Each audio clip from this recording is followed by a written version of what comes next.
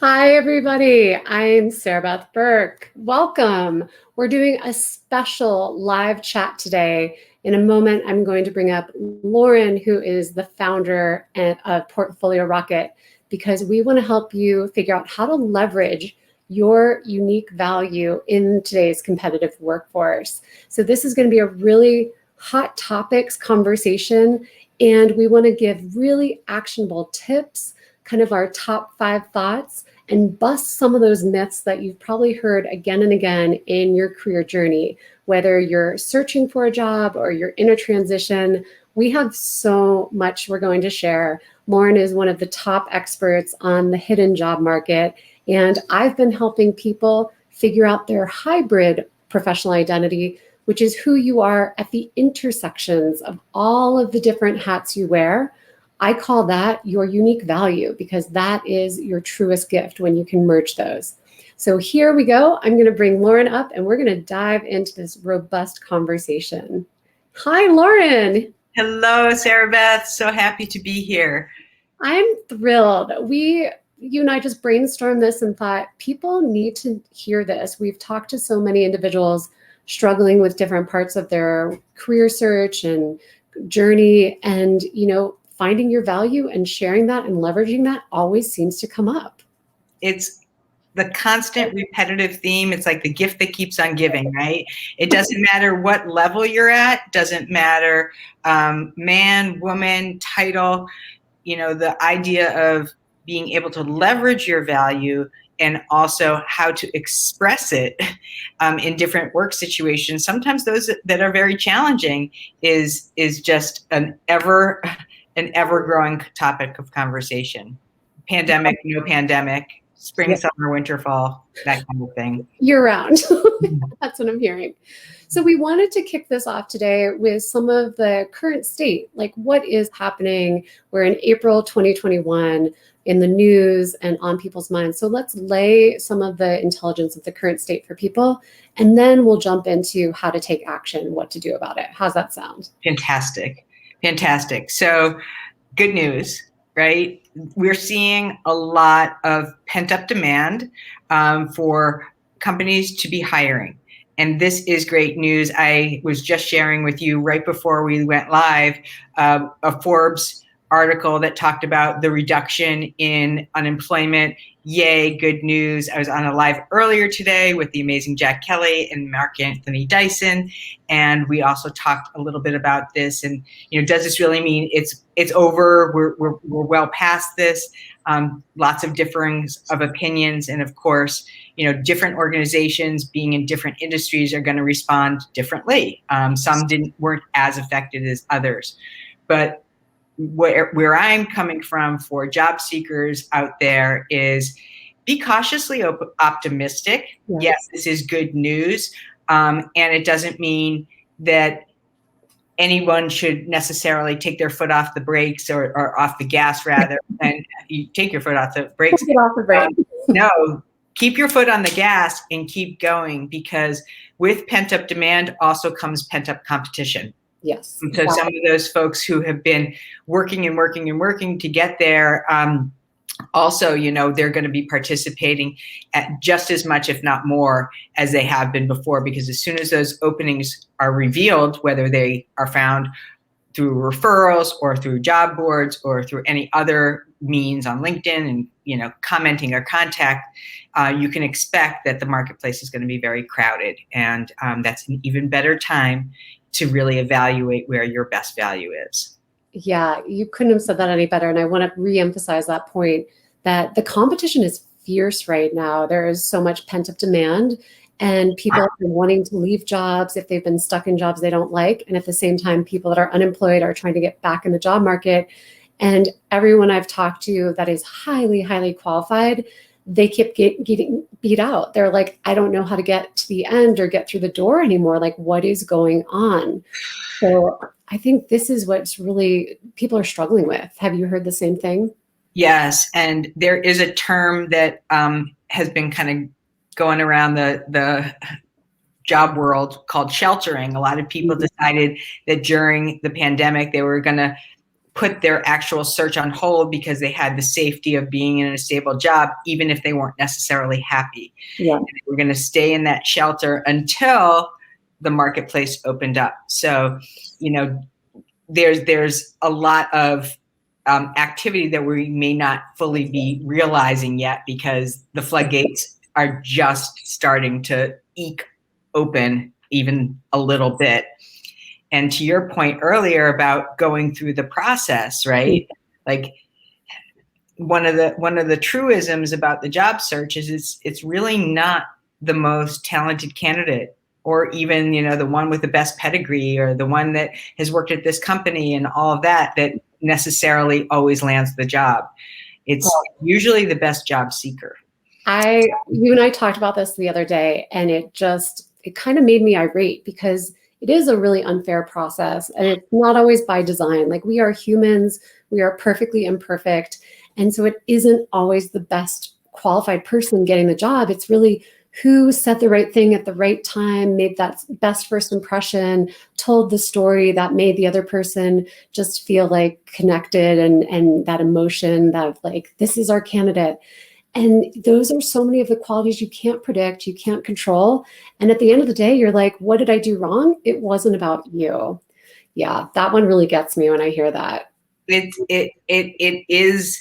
is challenging. The landscape is shifting, and it will always be shifting for so many reasons, of course, with artificial intelligence and just meeting the demands of the companies that people want to work for, and just all kinds of challenges with demand for diversity candidates, demand for women leadership, demand for purpose-driven organizations. So like everything else, each area has its own cycle, and this cycle right now, I would say, is very much for the candidate, all about purpose.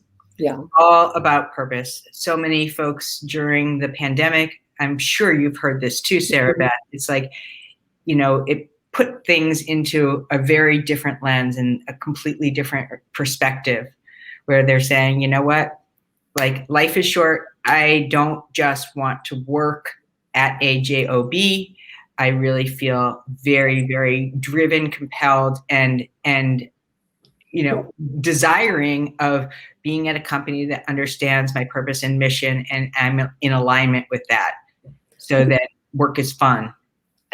That's a great segue, right? So the pandemic really has reshaped both our beliefs, our sense of quality of life, our needs, just what is our life about? And if we're working, why are we working? And so the notion of purpose, I think, is a really great one to start with, because people are having these new ahas of like, okay, I'm going to change my work situation. How do I improve it? What do I do?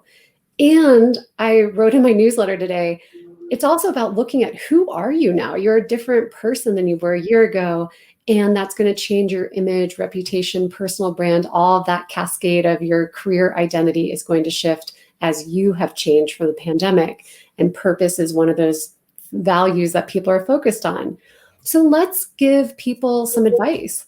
In this current moment, given the situation, the changes, what are the things people should be doing, not doing, and really working on? Do you want to start with one? I think we can go back and forth with our Sure, let's go back and forth. We'll be playing volleyball, or volley advice, or volley insights. Volley advice, yeah, I love it.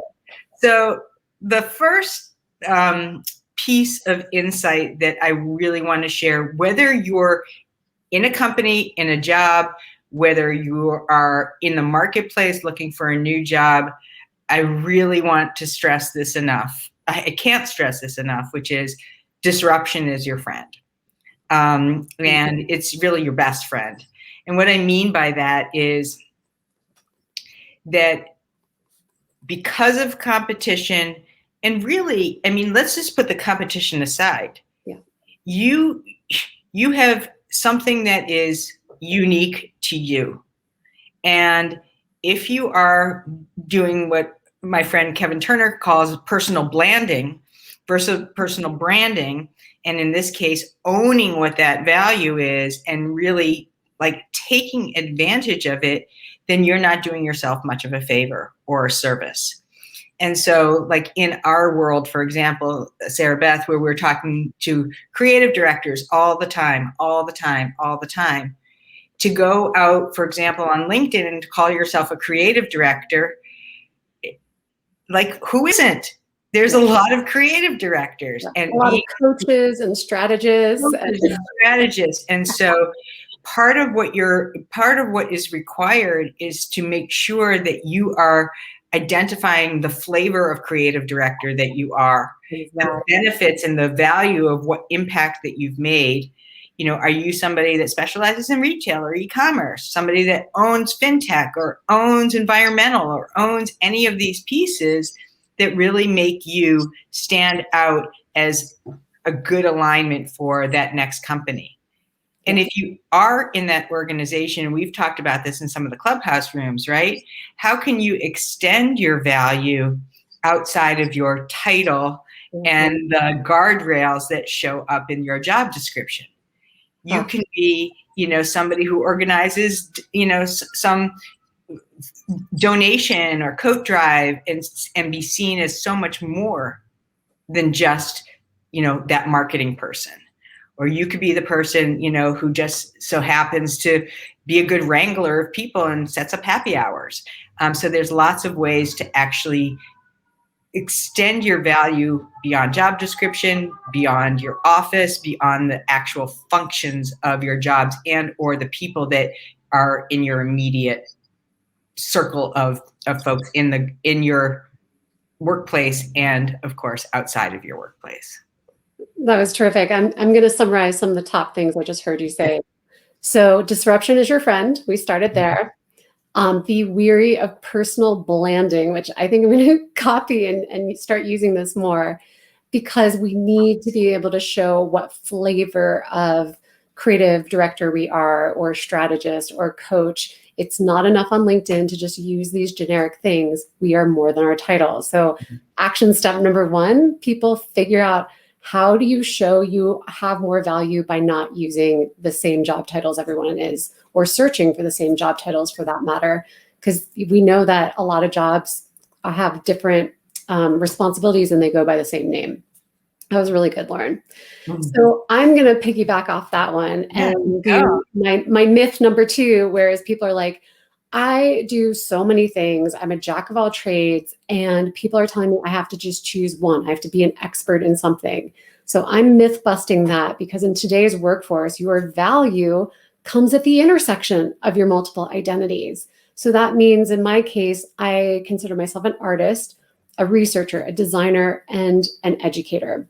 And what do those 4 identities have to do together? If I list them as my header of LinkedIn, people are like, cool, Sarabeth, what does that mean? So to show my value prop, I have to make it make sense. And drawing a Venn diagram is one tool, but essentially when I connect the dots and look between my different identities that are my truest expertise, that's my unique value. I'm at the intersection. So back to your point, Loren, I have a hybrid title I use for myself. I call myself a creative disruptor. I put that in my header of LinkedIn. I also say I'm a hybrid professional, and then I give some explanation. I talk about my other identities. I sort of have a whole package, like a Mad Lib. I teach people how to do this. But to me, that hooks them with this new, what's a creative disruptor? And then the definition of those parts shows them my personal brand and the value I'm bringing. And so the story makes sense. I think that is the thing I want people to understand. If you're a jack of all trades, you've got to find the storyline between it and then help people see why. So that's my piece of advice on that one. Awesome. Excellent. Yes. You have to, the hardest part, and I'm guilty of this myself, right, is in the case of a job seeker, that audience of hiring managers, decision makers, and that doesn't mean that they're necessarily the most senior people in the organization either, because decision makers can come in any level, right? We can, somebody who is, a peer is easily somebody who has the influence to provide a referral. And that could be easily seen as a decision maker, or somebody who, has their finger on the pulse and just knows where this breed of people hangs out, like they're a decision maker too, because they can, put a connection together at any time. Yeah. So I just like to leave that very open-ended. But the other kind of, I guess you could say, adjunct to disruption that I really, really believe is a tremendous value, whether you're a job seeker or even, building up any kind of social media presence, is video. And video is being utilized in so many new and fun ways. Video thank you notes, video follow-ups, video resumes, whereby you're able to take your actual resume and put a little Loom video together and narrate it and talk about this accomplishment and talk about, how you transformed this department and how you brought in this revenue stream, and walk somebody through it instead of just sending it by itself. And that also is a great way to disrupt in a good way, right?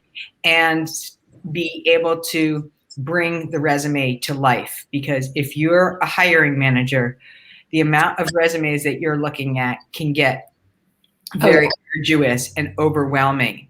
And to be able to put that name with a face and have somebody tell you a story around what you've done, that is awesome. And it really puts you as the candidate in a completely different light, and also brings your value to the center stage, right? And now it's like, it's right there, and you've just done a fantastic job. So don't be afraid to take on some other ways to support your disruption. Wow, you just gave me this glimpse into the future of where hiring and technology might take us, because I haven't heard all those recommendations of different video thank you letters and video resumes. And on one side, I'm excited because it is expanding the storytelling and bringing it to life, right? When it's traditionally a static document. And then the other side of me is like, oh my God, I'm so nervous. And that's a lot of pressure. And now I have to perform and create the content. So this is going to be a new jungle of hiring. Yes. I want to give you a little bit of a hack around that. So I have clients in particular, like, video no thanks, that's not me. So if you do it on Loom, where you have like that little circle at the bottom, you're not necessarily like naked in front of the camera. You're there as a support to the resume itself. So it does de-emphasize you without removing the element of video. So there's a happy medium. Yeah, you're more like the narrator, which I think is beautiful, because again, the way your voice, your words, your intonation, that all gives color and texture and makes you feel more real than just a piece of paper. So I'm very curious to see where this goes. And I know LinkedIn has some new features it's releasing. Some of them are just getting launched and some are about to come out. And one is like a video header, I think, in LinkedIn. So it's called creator mode. I do not have it yet. I've been refreshing obsessively because I have LinkedIn FOMO, and it allows you, whether you're a job seeker or not, to essentially bring your profile to life, to provide a video introduction, and that is slowly rolling out. Some people have it, some people don't, but in either way, I think it's going to be a great tool for job seekers in particular, because there is so much tonnage on LinkedIn, and this can really help differentiate them. If people are just joining us, we're talking about how to leverage your value in today's really competitive workforce. I'm here with Loren, the founder of Portfolio Rocket, and I'm Sarabeth Berk, the founder of More Than My Title. We both talk about strategy with careers and career development, and have really specific techniques that aren't traditional on how to help people navigate and rethink who they are, what they're doing, and what their career is about. Because it's not just go take the Myers-Briggs and your strengths finders and apply to some jobs on LinkedIn with the easy apply. Like, we know there's a lot more to this. And if you're enjoying this conversation, we're going to be taking this offline on Clubhouse tomorrow night. So this is sort of the warm up on what we want to talk about, what we care about, and what tools we're giving you. But we really want to interact with all of you tomorrow, Clubhouse, 7 p.m. in our room on the same topic, how to leverage your value. So just planting that seed, but we're going to finish up with a couple more tips because I know there's just too much to talk about. Loren, I wanted to jump in off of this resume idea and bust another myth, which I think is typically people are told you need to work on your resume. If you're trying to find a job, go tune up that resume, get it spick and span. The better the resume, the better you're going to show up. And I'm going to put a red flag on that one and say, resume is not the starting point anymore. In my side of the equation, I focus on professional identity. So when I'm talking to people, I'm saying, well, what do you do? Who are you? What are you looking for? And they just kind of spurt out a laundry list of like, well, I like some marketing, but I'm really into strategy, but I did some sales. But then I think I want to work on client relations. I'm like, whoa, whoa, whoa. You seem really unfocused. Like if you can't figure out your nutshell, then that is a clue to me you don't know who you are. So I tell people go more upstream. It starts with you first, and identity work is really core because when you start to get a better sense of, okay, I'm Sarabeth, I actually really feel I need to be an artist. I need to be this educator and researcher in my future roles. Like that's so core to what I do. It's what makes me tick. And if I'm not using that, then I'm not in my best self or most engaged in future roles. If I can't articulate that to start with, then I don't even know how to put my resume together, how to network, how to do email intros. I mean, everything else hangs on starting with you. That's my 2 cents. Loren, what do you think? Echo, echo, echo.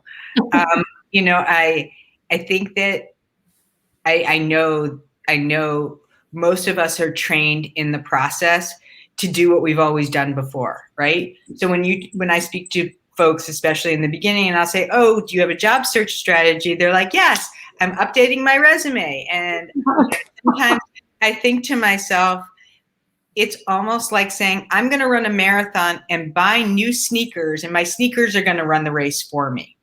It's like the resume can't do all the heavy lifting because the information on your resume is your navigation to where you're going to go without knowing where you're going. No matter how great the resume is, it may not land you in your where you want to land. Exactly. So I completely agree with you. Resume is not your starting point. I use the start with why. Go back to the Simon Sinek piece and really encourage a lot of that digging, because the clarity of your why will answer about 90% of the how. So good. And when you have that why, it's almost like you're like a bloodhound. You have that scent, you pick it up, you know where you're going, and it keeps it fresh. Even when you get derailed, that vision is clear. Yeah. And that can take a lot of the inefficiency out of the job search, where this opportunity is pulling you over here and this one's pulling you over here.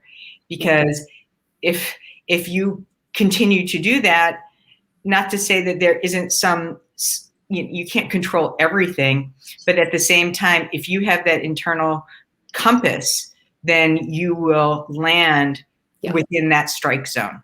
Yeah, to a much larger degree, with much less wear and tear too, because every step that you'll take will drive you closer into that bullseye. I love the term internal compass, and I think it also speaks to your confidence. You know yourself, you know your why, and then also to the point you made in the beginning, it goes back to your purpose, where people are realizing what they want after the pandemic, and so now it's all tying nicely together. Of start with your own self-reflection, figure out your why, figure out your identities, and then that bloodhound sense can come through, which you've got great analogies, Loren. I love it. I think we have time for each to share like 1 or 2 more. Do you have another Sure. one? I think the most kind of tactical piece, this isn't necessarily glamorous, especially for us creatives, but I will tell you that the value in the ears and the minds and the hearts of folks who are in the hiring process also comes from metrics. Yeah. And understanding how you have quantified your results is so important. What I like to always remind myself, because a lot of people will say to me, I don't have any metrics, I did this work and the campaign, it never launched, or I wasn't there to see, what the final results were on any level. And that's okay, because not everyone has that. Right. You will know how many people were on the team. If it's a new business pitch, you'll know how many hours of overtime you worked. You'll never forget, things that you can bridge together to put that story together. But when you're using those metrics, it connects the dots so much faster. So instead of saying, I liaised with, international offices, 5 international offices across 3 different countries in 4 different languages. Now I have some clarity about the scope and the volume and of the impact. And that helps people to kind of move from one bullet point to the other. And I mean bullet point not on your resume. I'm talking about just in the way that you're leveraging your value, so that they can hear something, and that gives you a lot of confidence, right? That sounds very different than saying a bunch, a lot, many.